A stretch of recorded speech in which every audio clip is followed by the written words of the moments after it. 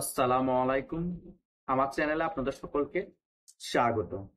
বাংলাদেশের মধ্যে এই ৮ মাস কি চলেছে, কি হচ্ছে, সামনে কি হবে, সকল কিছুই কিন্তু আপনারা বুঝতে পারছেন। বাংলাদেশ আওয়ামী লীগ করাটাই অপরাধ, বাংলাদেশ আওয়ামী লীগ সমর্থন করাটা অপরাধ।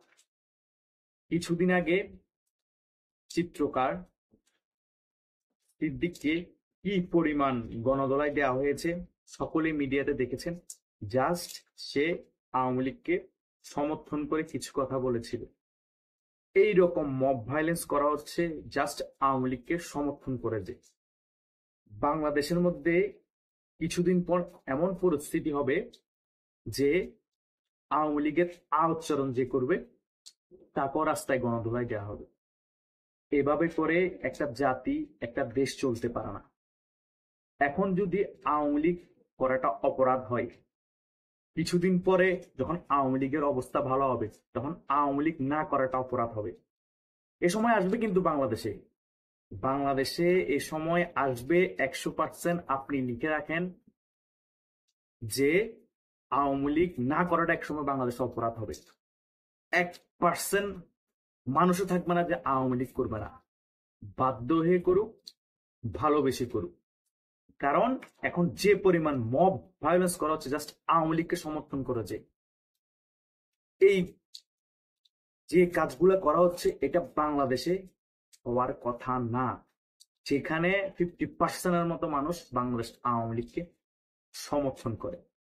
১৯৭১ সালে যেভাবে বাংলাদেশ আওয়ামী লীগের নেতৃত্বে যুদ্ধ হয়েছিল, তেমনি করে ২০২৫-ও কিন্তু আমরা যুদ্ধের জন্য প্রস্তুতি নিতে হবে আওয়ামী লীগের নেতৃত্বে, এই ফ্যাসিস্ট সরকারের বিরুদ্ধে, এই ইউনূস সরকারের বিরুদ্ধে, এই চুনোপুটি সমন্বয়কদের বিরুদ্ধে, জাতীয় বিনোদন পার্টি এনসিপির বিরুদ্ধে।